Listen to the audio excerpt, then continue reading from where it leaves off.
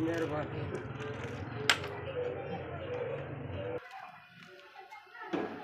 भैन जी मैं 3 साल तो बीमार हाँ, इलाज नहीं ना नियात है मते।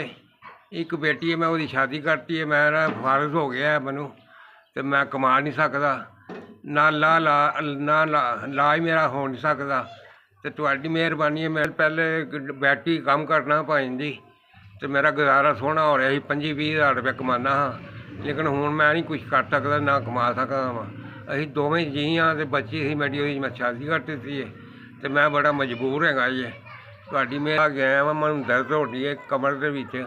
बेगम मेरी काम करती है, 200 रुपया लैके आती है, तो फिर उन्हें मेरा घर चलता है वे।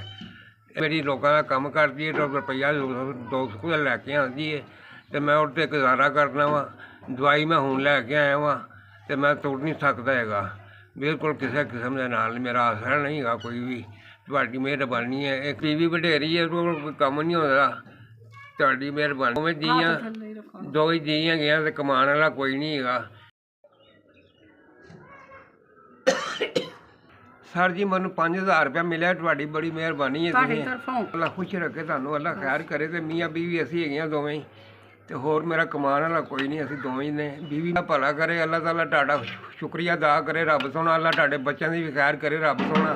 तुहाडी बड़ी बड़ी मेहरबानी है। तुसीं 5000 रुपया भेजिया, असीं कबूल किया हुए सरकार। तुहाडा 5000 रुपया मिलिया, असीं दवाई दारू भी लैवांगे, राशन पानी भी लैवांगे। असीं तुहाडा बड़ा शुक्रिया अदा करने। अल्लाह तुहाडा भला होवे, अल्लाह खैर करे, अल्लाह बच्चों नूं तंदुरुस्ती देवे, अल्लाह तुहाडा भी भला करे, अल्लाह खैर करे जे।